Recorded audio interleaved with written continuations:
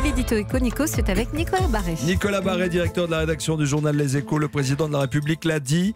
Les salariés au SMIC vont toucher 100 € de plus, mais ce qui devait initialement être très simple s'avère incroyablement compliqué. Expliquez-nous pourquoi, Nicolas. Oui, alors depuis cette annonce présidentielle, je peux vous dire que les meilleurs experts de l'administration s'arrachent les cheveux qui leur restent, car pour augmenter les salariés au SMIC de 100 € sans que cela coûte 1 € aux employeurs comme le président s'y est engagé, eh bien il faut élaborer une tuyauterie qui n'est pas simple à mettre en place en quelques jours.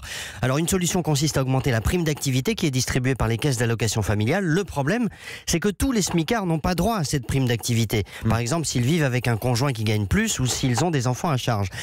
S'ils n'ont pas d'enfants à charge, pardon. Et en fait, environ seulement un quart des smicards touchent cette prime. On peut donc facilement l'augmenter pour eux afin qu'ils empochent les 100 € de plus. Mais comment faire pour les autres, pour les 3 quarts des smicards qui ne la touchent pas? Ah oui, la question est là et c'est là que la tuyauterie dont vous parlez se complique. Oui, alors il y a plusieurs idées sur la table. Par exemple, verser directement un chèque SMIC aux salariés concernés. Les URSSAF pourraient s'en charger, mais elles n'y sont pas préparées. Et puis surtout, s'il faut mettre ça en place dès le mois de janvier, on peut s'attendre à un gros embouteillage administratif. Et puis, autre piste possible, verser une prime d'activité à tous les salariés au SMIC. Il y en a 2 millions, mais alors, quid de ceux qui sont juste en dessous ou juste au-dessus? Et puis, que fait-on des salariés qui sont au SMIC, mais à temps partiel, comme ça arrive très souvent, par exemple, dans la distribution? Et comment compter les heures sub dans ce dispositif? Vous voyez bien, suivant les réponses à ces questions, le nombre de bénéficiaires varie de plusieurs millions.